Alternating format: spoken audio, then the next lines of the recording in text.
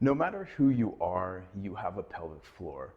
Anyone who has a pelvis and a torso has a pelvic floor. And what that pelvic floor does is it acts as a bottom of a container. So imagine your body as a tree house. Your legs are the stilts holding up that tree house. The pelvic floor is the floor. Your abdominals are your walls, and then your diaphragm, which is the muscle that separates your abdomen from your thorax, is your roof. So all of those muscles create this perfect container. It has a top, it has a bottom, it has sides, and it holds all your guts in position. But what it also does is this is structurally, like when it comes to bones and everything, this is the weakest part of our bodies. We just have this one backbone going up the back, and that's it holding us up. So if we didn't have these structural supports, the pelvic floor, the abdominals, the diaphragm, we would basically just collapse and fall over and just disintegrate, basically. These muscles are so important. Now, we can't just rely on the abs, because if we have the abs squeezing and we don't have a top and a bottom, everything falls out or comes up.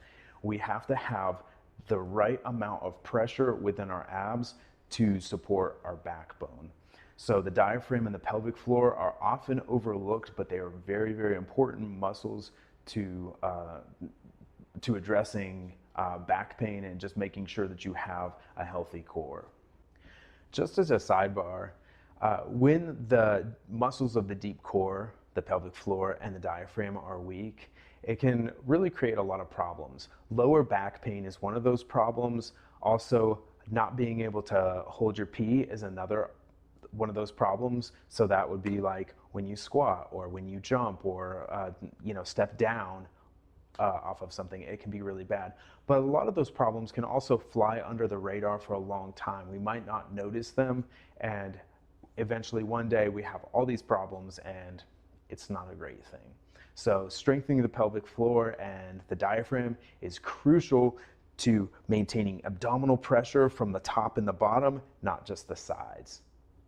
For your pelvic floor strengthening, I have 3 different exercises, and one might surprise you a little bit. So I'm going to start with one that everybody's heard of, the Kegel exercise. I'm going to describe this for you, and I want you to follow along. So imagine that right between your legs, that pelvic girdle, right there at the bottom of your pelvis, imagine there's a string attached to that, and it goes all the way up through your body, through the top of your head, and someone's pulling that string, and I want you to use your imagination and use your muscles to kind of help that string pull up, and just feel that bottom of the pelvic floor pull up.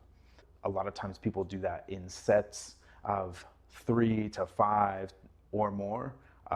Really, it's up to you, and if you've never done this before, just trying it a few times every day or a few times a week is going to be helpful. So this is something that you can do, and I've got some more direction on that in the handout. The second thing is going to be an exercise that you are going to do when you pee. This is going to sound really weird, but starting and stopping the flow of urine is a way to activate the pelvic floor. So when you're peeing, every time that you stop peeing, your pelvic floor muscles are switching on. And we want that.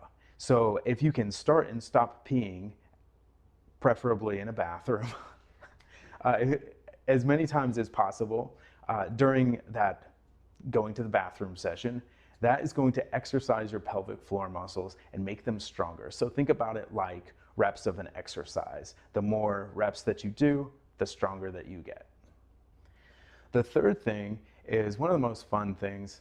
It's bouncing, like on a trampoline or on a stability ball. You can do it a lot of different ways depending on your level of fitness and your level of adventure, basically whatever you want. But that up and down motion automatically activates your pelvic floor to kind of hold your guts into your body while you're bouncing up and down a little bit. If you do it too hard, it's not a great thing, obviously, so you want to build up, start gentle, build up from there.